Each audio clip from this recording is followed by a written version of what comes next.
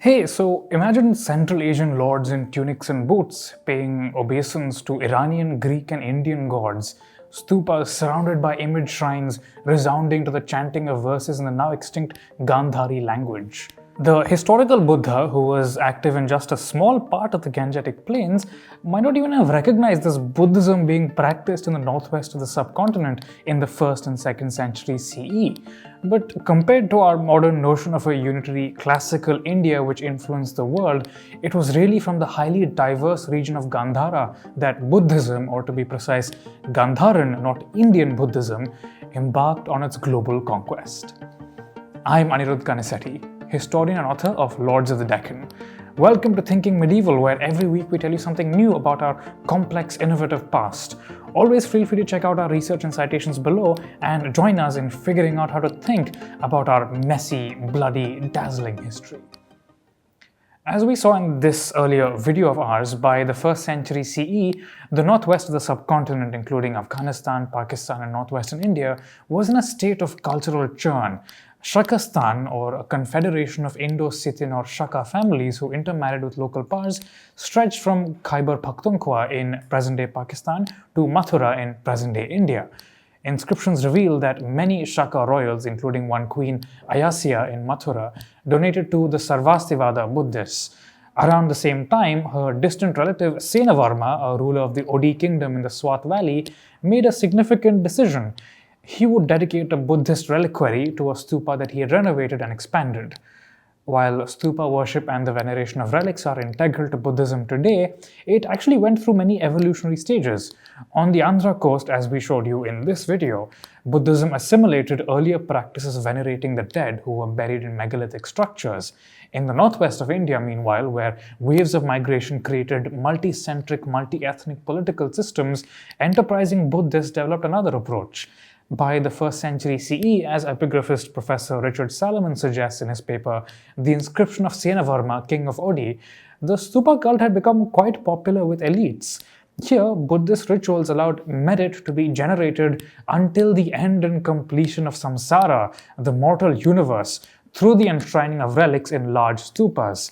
And the patrons of these relics were usually wealthy political grandees who could then distribute merit to anyone they chose. So, if you think about it, merit became one among many commodities exchanged as a tribute between vassals and overlords, which was perfect for the region's politics. This might actually have been one of the reasons why Central Asian rulers in India took to Buddhism with such fervor. So, this makes the aforementioned donation of Senavarma, King of Odi, all the more fascinating. Though his family married extensively with the Shakas and on occasion paid them tribute, there's almost no mention of the Shakas in his donative inscription. Instead, the primary recipient of merit outside his family, of course, is one Sadakshana, the son of the gods, the son of the great king, the king over kings, Kuila Katapsha. This was a sign of things to come, for the predominance of the Shakas was waning. Katapsha was none other than Kujla Kadphises, known in Chinese as Chiu Chiu Chui, the founder of what would come to be known as the Kushan Empire, a new confederation that would transform Asian history. The Kushans were the culmination of many waves of migratory peoples who had settled and ruled in the northwest of the subcontinent over the previous centuries. By the 1st century CE, according to Jason Neelis in Early Buddhist Transmission of Trade Networks, the Kushans had been united under the banner of Kujala, who adopted the title of Kushana Yabgu, or Confederation, steadfast in Dharma, and began to pressure the Shaka confederations in present-day Khyber Pakhtunkhwa, then known as Shakistan. Within another century, Kujala's grandson Kanishka had conquered most of Shakistan, made Mathura his primary center of power, and subjugated all of the Mahajanapadas, or great countries, of the Gangetic plains. According to Neelis, by administering a network from the Oxus basin to the Ganges delta, the Kushanas effectively unified major nodes of the northern trade routes known as the Uttarapatha. Kushana administration of this artery of commercial and cultural exchanges facilitated long-distance movement of merchants and missionaries between South Asia, Central Asia, and East Asia, End quote. So this Kushan Empire was nothing like a modern nation-state, but that didn't make it any less of a historical force. As American art historian John M. Rosenfield writes in his prologue to Gandharan Buddhism, Archaeology, Art Texts, it controlled only a few major strongholds, including Kapisha, which was near present-day Kabul, Purushapura or Kanishkapura, which is present-day Peshawar, and Mathura. Trade arteries connected these major strongholds, and the pressure of Kushan military power brought into its fold cities stretching deep into present-day Tajikistan and Uzbekistan. It was probably also linked with the mountain kingdom of Kashmir and the city-state of Khotan in the western Tarim Basin in China's Xinjiang, quotes Rosenfield. Within this extraordinarily diverse network of peoples and polities, Rosenfield adds, lived astronomers, mathematicians, theologians, playwrights, poets, grammarians, logicians, and physicians. It was Kushan domination more than any Gangetic power or cultural appeal that truly led to Buddhism spreading out of South Asia into Central Asia in a great wave. Kanishka issued coins marked with the Buddha, written in Greek script as Boddo, a clear sign that he wished to be associated with Buddhists.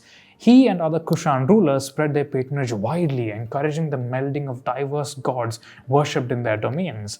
There's little evidence that Kanishka was a Buddhist, though Buddhists went out of their way to claim him in later texts. What there is archaeological evidence of is that Buddhism exploded in popularity, taking advantage of the stability offered by the Kushan Empire. Monasteries and stupas, once concentrated in the center of the Gandhara region, now began to be established further and further out from the great node of Purushapura. A vast number of Kushan nobles and officers enshrined relics for merit, much of which was granted ritually to their overlord Kanishka. So clearly the innovations that we saw developed by Buddhists for the Shakas were well suited for the new conditions of the Kushan superstate. Over the last few decades, archaeological excavations in China, Afghanistan, and Pakistan have also turned up caches of Buddhist scrolls written in the Gandhari language discussed by Professor Salomon in his paper Gandhari in the Worlds of India, Iran, and Central Asia. Thanks to the predominance of the Kushans, Gandhari spread as a language of ritual, sacred knowledge, commerce, and administration through much of Central Asia, an area that we can call Greater Gandhara. Gandhari rose to this eminent if transitory rank by the time-honored method. It had an army, notes Salomon rather dryly. It was Gandharan elites, Gandharan texts, Gandharan translators, and Gandharan Buddhist experts who transformed the region into an eclectic cultural powerhouse with the resources and the cultural institutions required to act, as Neelis puts it, as a springboard for the transmission of Buddhism into Asia at large. As noted earlier, the Buddhism that spread from Gandhara with its emphasis on the stupa cult and completely new texts would have been unrecognizable to the historical Buddha. It was a completely different cultural complex, with its only similarity to ancient Buddhism being the use of some basic conceptual terms. It was as distinct from the Buddha's Buddhism as Eastern Orthodox Christianity of the Byzantine Empire was from Jesus Christ's Christianity, adapted to the needs of a diverse, cosmopolitan imperial elite. When Chinese pilgrims began to travel back to South Asia many centuries later in search of original Buddhist texts, Gandhara was seen as one of the religion's central hubs, very much at par with the ancient sites deep in the Gangetic plains. By the 2nd century CE, the Gandhari language had even begun to exchange words with various Iranian tongues native to Central Asia, indicating that it was spoken bilingually across a swathe of the continent. Great changes were afoot. As we'll see in future editions of Thinking Medieval, Gandhara, the most diverse part of the ancient world that completely confounds our modern notions of monolithic national pride, would go on to influence everything from the new Mahayana Buddhism and emerging Indic notions of kingship to even Hindu gods and goddesses like Skanda and Durga. If you have questions or comments, we'd love to hear them. Follow us everywhere on social media. You can find me on Instagram at Anirudh and at Connected Histories, and on Twitter at Kanisetti. We'll see you next week.